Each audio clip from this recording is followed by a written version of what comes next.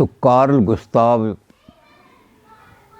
Jung जो हैं, Jung जैसा कल हमने कहा था, इनको यूंग बोलते हैं, नाम यूंग लिखा जाता है। तो जा और या में इंटर कन्वर्शन हो जाता है, तो ये यूंग ही कहलाते हैं। अब हम इनको जब स्टडी करते हैं तो फ्रायड के ही कंपैरिजन में करते हैं, क्योंकि इन्होंने फ्रायड के साथ बहुत दिनों काम किया, 4 साल तो ये प्रेसिडेंट रहे इसके, तो इसलिए हमें फ्रायड को कोट करना पड़ता है जब इनको करते हैं। तो कल हम बात कर रहे थे कि लिबिडो के बारे में फ्रायड का जो व्यू था, इन्होंने उससे शुरू से ही विरोध करना शुरू किया था। लिबिडो के लिए हमें अंग्रेजी में कोई शब्द नहीं मिल रहा, तो आपने उसका सब्स्टिट्यूट सेक्स रख दिया। लिबिडो सेक्स नहीं है। जब भी हम यूंग और एडलर को पढ़ेंगे तो हम फ्रायड के इसमें करेंगे कि फ्रायड की कौन कौन सी चीज़ों से इन्होंने भेद करके अपना सिस्टम खड़ा किया। तो इन्होंने लिबिडो के बारे में कहा कि जब हम लिबिडो के बारे में बात करने लगते हैं और लिबिडो को देखने लगते हैं कि लिबिडो क्या है जो अनकॉन्शियस के अंदर सारी घुसी हुई काम करती है, तो हमें पता लगता है कि इन्होंने कहा कि लिबिडो क्या है उसको हम पता लगाते हैं। कल हमने देखा भी था कि इन्होंने बर्ग्सों की तरह से एलन वाइटल जो है लाइफ एनर्जी, उसको इन्होंने बर्ग्सों से लिया, और बर्ग्सों से इन्होंने वो भी कंसेप्ट लिया कि जो फीलिंग है आदमी की उसको आप मेजर नहीं कर सकते। फ्रायड के मेथड को उन्होंने कहा कि आप आदमी के तर्क को तो जांच सकते हैं कि इसमें इज लगना है या नहीं लगना है, लेकिन जो फीलिंग है तो टाइम फेल्ट जो है उसको साइंस नहीं नाप सकती। आप साइंस से उस चीज़ को नापना चाह रहे हैं जो अनसाइंटिफिक है। जो हमारी अनकॉन्शियस है, जो हमारी लिबिडो है, वो साइंटिफिक नहीं है, वो बिल्कुल इरेशनल है, इलॉजिकल है। वहाँ कोई ऑर्डर भी नहीं है, अनकॉन्शियस में कोई ऑर्डर नहीं है। उसका उदाहरण तो खैर फ्रायड ने भी दिया था, इन्होंने भी अनकॉन्शियस क्या करती है, वो ऐसी चीज़ें पैदा कर लेती है जिनको आप इमेजिन भी नहीं कर सकते। जैसे कि कोई उसका कन्फ्लिक्ट है, उस कन्फ्लिक्ट को रिजॉल्व करने के लिए उसने एक ड्रीम में पैदा कर ली कि एक हाथी जो है रेल के डिब्बे में चढ़ रहा है। अब जब आप को बताएगा वो मरीज़, तो आप कहेंगे तो सही है नॉर्मल साइन कहाँ से आया, लेकिन फिर उसका एक्सप्लेनेशन करने के लिए हाथी और रेल का डिब्बा, इन सब चीज़ों को सिंबल में कन्वर्ट करेंगे और फिर उसको देखेंगे कौन सी चीज़ है जो कन्फ्लिक्ट पैदा कर रही है। तो इन्होंने कहा कि ये जो अंदर से चीज़ काम करती है, ये क्या है, ये है अनडिफरेंशिएटेड लाइफ एनर्जी है। लिबिडो जो है वो अनडिफरेंशिएटेड, उसमें कोई डिफरेंशिएशन नहीं है। लाइफ एनर्जी में बहुत सारी चीज़ें हो सकती हैं, हंगर भी हो सकती है, कम्बैट भी हो सकती है, और भी कोई चीज़ें हो सकती हैं। तो उसमें कोई सेक्स का अलग से रोल नहीं है। Libido is not sex, libido तो अनडिफरेंशिएटेड है। जब लाइफ को अपनी सर्वाइवल के लिए ज़रूरत पड़ती है, तो वैसे तो यूंग से जब झगड़ा हुआ तो फ्रायड ने अपनी थ्योरी का नाम भी बदल के प्लेजर प्रिंसिपल रख दिया था, लेकिन यूंग ने फिर भी ये कहा कि अकेला प्लेजर प्रिंसिपल ही उसमें नहीं है, उसमें बड़े कन्फ्लिक्ट हैं। जो हेराक्लाइटस यूनान में मानता था और हेगल अब मॉडर्न टाइम में मानता था, तो उन्होंने कहा इस लिबिडो की नेचर जो है वो यूनिफॉर्मिटी नहीं है, इसमें कन्फ्लिक्ट है, ये डायलेक्टिकल तरीके से चलती है। लाइफ एनर्जी जो है वो सारी डायलेक्टिकल है, कभी दिन है तो कभी रात है, कभी नींद है तो कभी जाग रहे हैं, कभी भूख लग रही है तो कभी ओवर ईटिंग हो गया है। हज़ारों चीज़ें हमारी ज़िंदगी में, लाखों चीज़ें जो हैं वो प्योरली एक दूसरे से अपोजिट हैं, union of the opposite. Life energy जो है इसमें सेक्स नहीं है, लाइफ एनर्जी तो अनडिफरेंशिएटेड है, इसमें बहुत सारी चीज़ें मिली हुई हैं। लेकिन मेन चीज़ क्या है इसके अंदर, इसका सारा प्रोसेस जो है वो साइंटिफिक प्रोसेस नहीं है, यूनिफॉर्म प्रोसेस नहीं है, लीनियर प्रोसेस नहीं है। यानी मैथमेटिक्स की तरह से आप आदमी के अनकॉन्शियस को कैलकुलेट नहीं कर सकते। तो इन्होंने फ्रायड से भी यहाँ डिफरेंस करके किया कि ये डायलेक्ट्रिकल प्रोसेस चल रहा है आदमी के अंदर। इस डायलेक्ट्रिकल प्रोसेस में बहुत सारी चीज़ें ऐसी होती हैं जिनको एक शक्ति दूसरी शक्ति से पीछे धकेल देती है। तो ये दोनों प्रोसेस चल रहे हैं हमारे यहाँ, रिग्रेशन भी चल रहा है और बाहर निकलना भी चल रहा है बाहर। इस प्रोसेस को इन्होंने कहा कि इस प्रोसेस को आप जानने के लिए सिंबल्स को भी अपनी चेंज करो, सारी सिंबल्स चेंज करो। और ये जो मेथड है आपका ड्रीम एनालिसिस का, ये बड़ा प्रोलॉन्ग्ड मेथड है। अब 3 दिन तक आदमी को कोई सपना ही नहीं आया तो आप पेशेंट पड़ा हुआ उससे रिपोर्ट लेंगे, कैसे लेंगे? तो इसके लिए मेथोडोलॉजी भी बदलो। अनकॉन्शियस को प्रोजेक्ट कराने के लिए ऐसी चीज़ रखो कि वो हमारे कहने से काम करने लगे। और फिर उन्होंने कहा कि मैं फ्रायड की इस बात से तो एग्री करता हूँ कि बायोलॉजिकल एनर्जी केमिकल में कन्वर्ट होती है, केमिकल जो है वो बायोकेमिकल में होती है, बायोकेमिकल फिर बायोलॉजिकल में होती है। लेकिन ये एनर्जी ऑटोमेटिक कन्वर्ट नहीं हो सकती, मैटर में अपने आप कन्वर्शन नहीं हो सकता। ये ट्रांसफॉर्मेशन कौन करती है? जो इंटरनल अनडिफरेंशिएटेड लाइफ एनर्जी है, वो लाइफ एनर्जी अपने हिसाब से ट्रांसफॉर्म करती है। हर जगह एक सा ट्रांसफॉर्मेशन नहीं होता, हर जगह अलग अलग ट्रांसफॉर्मेशन होता है और वो लाइफ एनर्जी करती है। अब फ्रायड से एक एक चीज़ पे डिफरेंस किया उन्होंने, बहुत ज़्यादा डिफरेंशिएशन है। तो उन्होंने कहा कि फ्रायड ने आदमी को, बच्चे को कहा कि बच्चा जो है वो बंडल ऑफ सेक्स है, ऑटोमेटॉन ऑफ सेक्स फ्रायड ने शब्द किए हैं, और पॉलीमॉर्फिक परवर्ट। एक आदमी जो है वो गलत काम करता है तो परवर्शन है उसका, वो एक सेक्स ऑर्गन को गलत यूज़ कर रहा है। लेकिन एक आदमी जो है पॉलीमॉर्फस, यानी सारे शरीर में उसके सेक्स ही सेक्स है, तो वो तो कम्प्लीटली परवर्ट है।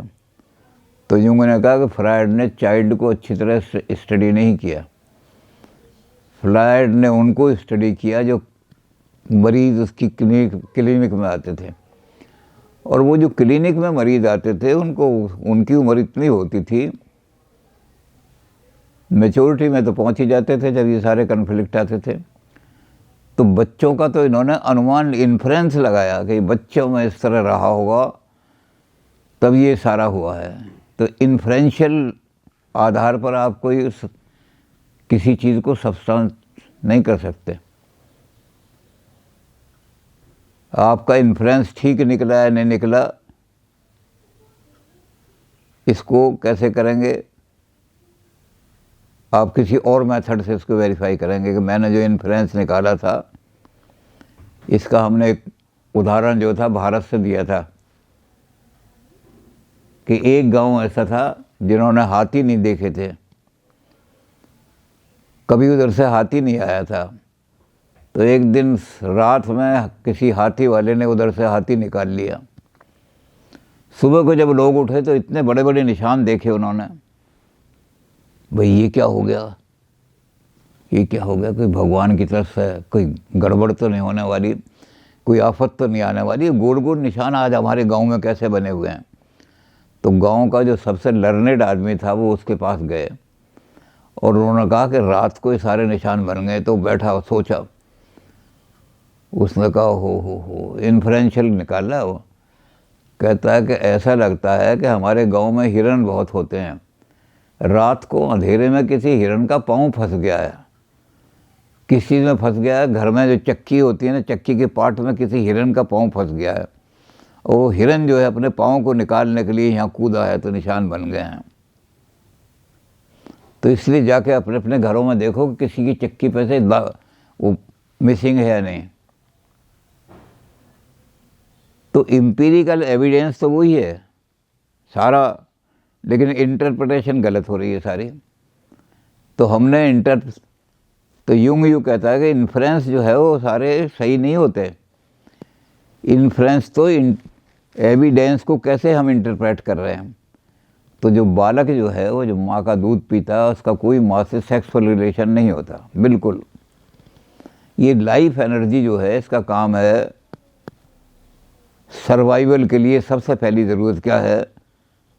फूड। बच्चे को सर्वाइवल, कोई भी हो आदमी, उसको सर्वाइवल के लिए पहले फूड चाहिए। अगर फूड ही नहीं मिलेगा तो क्या वो सेक्स की तरफ कैसे जाएगा? और मैस्लो ने तो ये कर ही दिया था कि सेक्स ज़्यादा, हंगर जो है ज़्यादा स्ट्रॉन्ग मोटिव है। तो इन्होंने भी कहा कि वो फूड के लिए बच्चा जो है वो माँ को जाता है, उसके दूध को रोता है, उसका दूध पीता है। There is nothing sex in that. Freud ने उसको कहा वो तो सेक्स वहीं ओरल फिक्सेशन हो जाता है उसका। और माँ जो है वो कोई सेक्स ऑब्जेक्ट नहीं है बच्चे का। युंग ने कहा वो उसका प्रोवाइडर है। प्रोवाइडर होने से बच्चा जो है उससे बहुत ज़्यादा अटैच हो जाता है।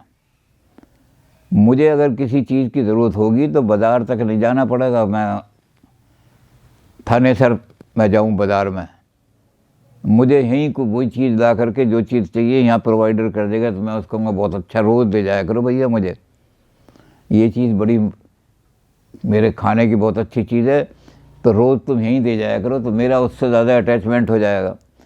तो मदर अटैचमेंट जो है वो प्रोवाइडर के रूप में है। Mother is not sex object. तो युंग ने इसी तरह से एक एक चीज़ को एक्सप्लेन करना शुरू किया और उन्होंने कहा कि अब हम रिप्लेस करते हैं किस चीज़ को?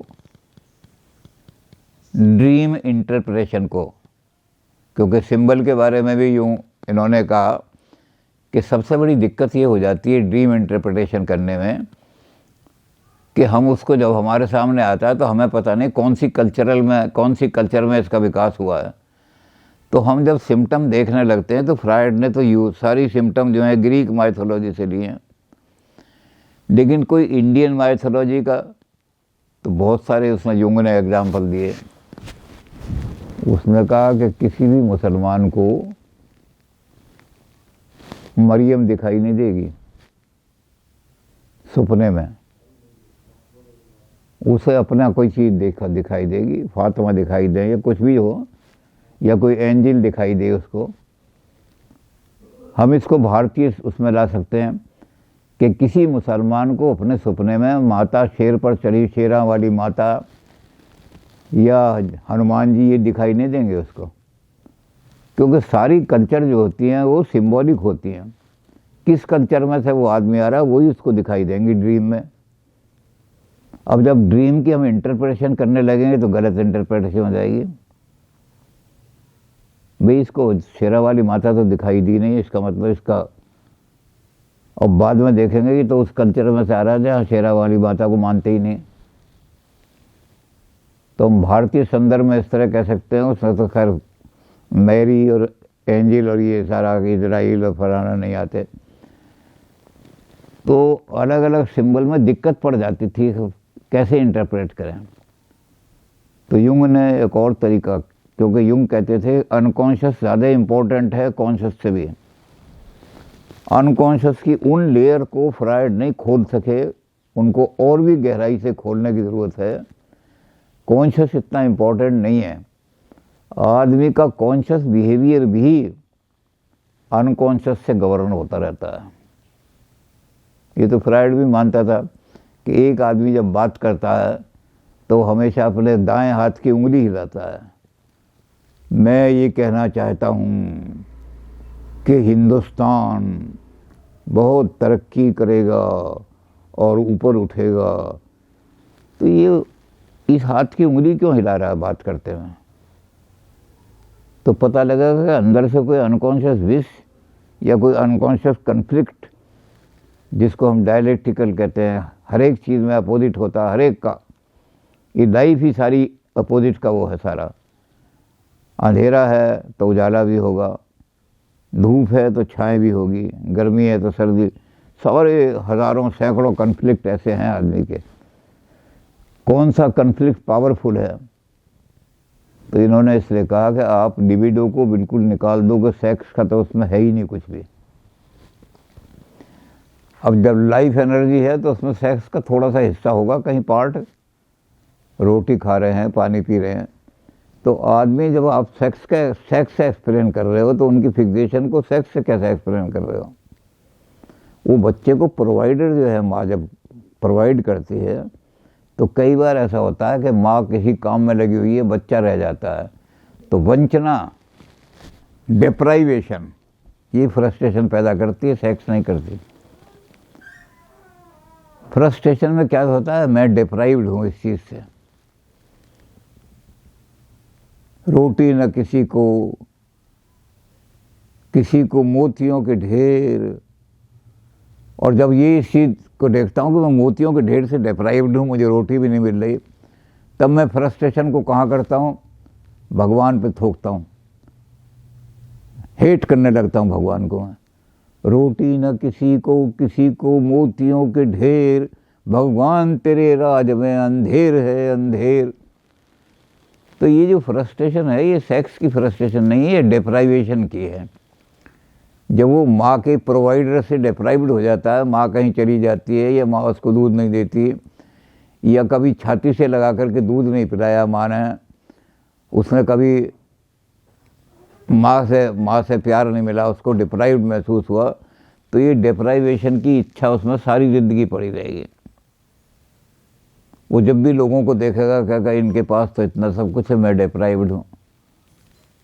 इनको तो लोग बड़ा सम्मान करते हैं, जहाँ जाते हैं इनके गले में माला पड़ती है, मेरी नहीं पड़ती, मैं बड़ा डिप्राइव्ड हूँ।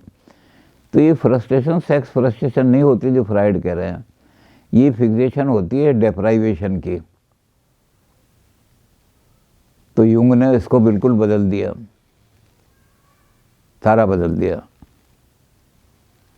और फिर ड्रीम के बारे में, जैसा कि फ्राइड कहते थे कि सारे ड्रीम अनकॉन्शियस में जो हैं वो चीज़ें होती हैं जो हम अपनी ज़िंदगी के अंदर जिनको कह नहीं सकते समाज में, उनको कुचल देते हैं, कुचल करके फेंक देते हैं। तो फ्राइड ने भी इस पर विरोध किया था, उन्होंने कहा नहीं, ड्रीम ही नहीं होते, ड्रीम ये नहीं होते, ये वन ऑफ द पार्ट है ड्रीम का, कि उसमें पुरानी मेमोरीज भी हो सकती हैं। कुछ ऐसी मेमोरीज होती हैं जिनको याद करके आदमी बड़ा दुखी होता है, तो उनको आदमी मेमोरीज को अनकॉन्शियस में भेज देता है। वो अनकॉन्शियस में आदमी को दुखी करती रहती है, अंदर से निकलने की कोशिश करती हैं, और 10 साल बाद आदमी निकलता है। ये वो आदमी है जिसने मुझे जूते लगाए थे एक बार, मैं इसको कभी एमएलए नहीं बनने दूंगा। वो मेमोरी भी अंदर से निकल के आ रही है। तो सेक्स थोड़ी है उसमें ऐसी सप्रेस्ड मेमोरीज भी हैं, बहुत सारी चीज़ें। तो जब एडलर ने फ्राइड के बहुत सारे ड्रीम देखे तो एडलर ने कहा कि ड्रीम जो हैं वो क्या है, ये ईगो सेंटर्ड हो जाती है। हमारी जो लिबिडो है वो ईगो पर सेंटर होकर आती है। हमारी जो लाइफ की प्रॉब्लम है, जिनको हम लाइफ में सॉल्व नहीं कर पा रहे, या हम ये देख रहे हैं कि इनको सॉल्व करने का कोई साधन नहीं मिल रहा, अड़चनें बहुत ज़्यादा हैं, तो हम उन प्रॉब्लम्स के बचने की कोशिश के लिए कि भाई तनाव ना हो, उनको डाल देते हैं। और वो जो लाइफ की प्रॉब्लम है हमारी, वो रात को हमारी अपनी प्रॉब्लम के सॉल्यूशन के लिए रात को कोई ड्रीम में हमें को लगता है कोई भूत प्रेत आ रहे हैं, तो हम कहते हैं इस प्रॉब्लम को त्याग दो क्योंकि इसमें खतरा है। और फिर हम देख रहे हैं इसमें कोई चीज़ है, देवी देवता दिखाई देगा, वो इस प्रॉब्लम को ये तो सॉल्व हो जाएगी सारी की सारी। तो ये कोई पास्ट की चीज़ें नहीं है हमारे अनकॉन्शियस में। एडलर ने कहा हमारे ड्रीम सारे प्रेजेंट कन्फ्लिक्ट को, जब भी वो आएगी निकल करके अंदर से अंदर कॉन्शियस में से कोई चीज़ निकल के आएगी तो वो ईगो सेंटर्ड होगी। तो हमारे प्रेजेंट मामले जो हैं, प्रेजेंट कन्फ्लिक्ट हमारे जो हैं लाइफ के, उन प्रेजेंट कन्फ्लिक्ट से कंसर्न हमारे ड्रीम होते हैं। ज़्यादातर ड्रीम उससे होते हैं, थोड़े ड्रीम ऐसे हैं जो सेक्स इच्छा के कारण से होते हैं, वो कम ड्रीम होते हैं। जो हमारे लाइफ के कन्फ्लिक्ट हैं अब जीवन में, वो हमारे ड्रीम के अंदर किसी न किसी रूप में आते हैं। तो एडलर ने फ्राइड से रास्ता तोड़ लिया था। यूंग ने कहा नहीं, ड्रीम प्रोफेटिक होते हैं, कुछ भविष्य में होने वाला है, उसके लिए तैयार हो जाओ। तो यूंग ने कहा कि ड्रीम में सेक्स का अंश तो बहुत कम होता है, और ये यो जो है एडलर वाला कि मैं कैसे जीवन की प्रॉब्लमों को कैसे सॉल्व करूं, तो ये कन्फ्लिक्ट जो है सपने में सॉल्व होते हैं। तो उसने कहा नंबर 1 तो है कि फ्रायड वाली बात तो नीचे कर दी सबसे कम, चलो परसेंटेज लगा लो, ये कर लो कि फ्रायड वाली बात जो है कि सेक्स की प्रॉब्लम है जो हमने दबन कर दी थी, वो लिबिडो सेक्स बन करके आकर के आती है, सिंबॉलिक फॉर्म में आती है, वो कोई ना कोई सिंबल एज्यूम कर लेती है। तो एडलर वाली बात ये कर दी, तो इन्होंने किया कि फ्रायड वाली बात को तो आप दे दीजिए 30%, 30 भी नहीं 25% दे दीजिए, और एडलर वाली बात को आप दे दीजिए 40% कि हमारी कन्फ्लिक्ट। लेकिन इससे ज़्यादा जो है वो ड्रीम 60% क्या होगा उनमें ड्रीम में, वो फ्यूचर के लिए कोई समस्या आने वाली है उसके लिए तैयार हो जाओ। तो ड्रीम्स जो होते हैं वो मोस्टली प्रोफेटिक होते हैं। तो यूंग ने कहा कि ये ड्रीम्स को एनालिसिस में कन्फ्यूजन हो जाती है, इसलिए तो कोई और तरीका, कोई और मेथड निकालना चाहिए। और ये जो हमारी ईगो है, ये कन्फ्लिक्ट्स को जब रिजॉल्व नहीं कर पाती तो उन कन्फ्लिक्ट्स को ये भेज देती है उसमें। तो हमारी जो लिबिडो है उसमें सारा सेक्स नहीं है, हमारे कन्फ्लिक्ट्स हैं, लाइफ के कन्फ्लिक्ट। अनडिफ्रेंशिएटेड लाइफ एनर्जी जो है वो सारी कन्फ्लिक्ट से भरी हुई है, डायलेक्टिकल है वो।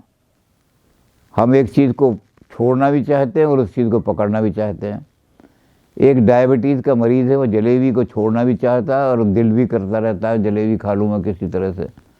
तो ऐसी सैकड़ों चीज़ें हैं जो हमारी लाइफ के कन्फ्लिक्ट है। तो ये ड्रीम में हमारे कन्फ्लिक्ट आते हैं। अब यूंग ने इसमें सबसे बड़ी चीज़ ये जोड़ दी कि कोई फ्यूचर में कन्फ्लिक्ट जो है वो भी ड्रीम में बताता है। अब दिक्कत पड़ जाती है कि कौन सा ड्रीम प्रेजेंट की प्रॉब्लम बता रहा है, कौन सा फ्यूचर का प्रोफेटिक ड्रीम है। तो इसलिए उन्होंने कहा कि और कोई मेथड निकालो अनकॉन्शियस को एनालाइज करने का। यूंग अनकॉन्शियस को नहीं छोड़ते, अनकॉन्शियस को तो बल्कि ज़्यादा इम्पोर्टेंट मानते हैं, कॉन्शियस से भी ज़्यादा इम्पोर्टेंट है। फ्रायड ने भी कहा और इन्होंने भी कहा कि हमारा जो कॉन्शियस बिहेवियर है उसके पीछे पीछे हमारी कोई अनकॉन्शियस टेंडेंसी जिसको हमने अनकॉन्शियस में फेंक दिया है वो किसी की तरह से हमारे बिहेवियर में। फ्रायड ने भी बहुत सारी मिसालें दी हैं, पूरी बहुत ज़्यादा फॉरगेट, जैसे पर्पसिव फॉरगेटिंग का उस दिन हम बता रहे थे कि एक आदमी है वो पर्पसिव फॉरगेटिंग है, वो घर से जब जाता है तो टिफ़िन कैरियर तो कहीं नहीं भूलता वो, और छाता जो है वो उसमें भूल जाता है मेट्रो में। तो 3 बार जो छाता भूल गया, ये पर्पस, तो छाता ही क्यों भूलता है वो, और कोई चीज़ क्यों नहीं भूलता। तो ऐसी बहुत सारी चीज़ें हैं। कई बार हम कई आदमियों के, जिन आदमियों को हम नहीं चाहते उनके नाम भूल जाते हैं। अजी वो हमारे एक पड़ोस में रहते तो हैं, मुझे ध्यान नहीं आ रहा उनका क्या नाम है, और फिर ध्यान करते हो वो उनका नाम जी कंवरपाल है, जी कंवरपाल। 10 मिनट बाद ध्यान आया उनका। तो ऐसी चीज़ें जो हैं पर्पसिव फॉरगेटिंग, यूंग इसको तो मानते हैं कि हमारे कॉन्शियस बिहेवियर में बहुत सारी चीज़ें ऐसी हो जाती हैं जो हम, जिनको हमारा अनकॉन्शियस, और चूँकि ये अनकॉन्शियस को ज़्यादा इम्पोर्टेंस देते हैं इसलिए कहते हैं अनकॉन्शियस जो हमारा कॉन्शियस बिहेवियर है ये तो सबऑर्डिनेट है उस अनकॉन्शियस का। अनकॉन्शियस बड़ा पावरफुल है और वो अनकॉन्शियस हमारे कॉन्शियस बिहेवियर को भी डोमिनेट करता रहता है।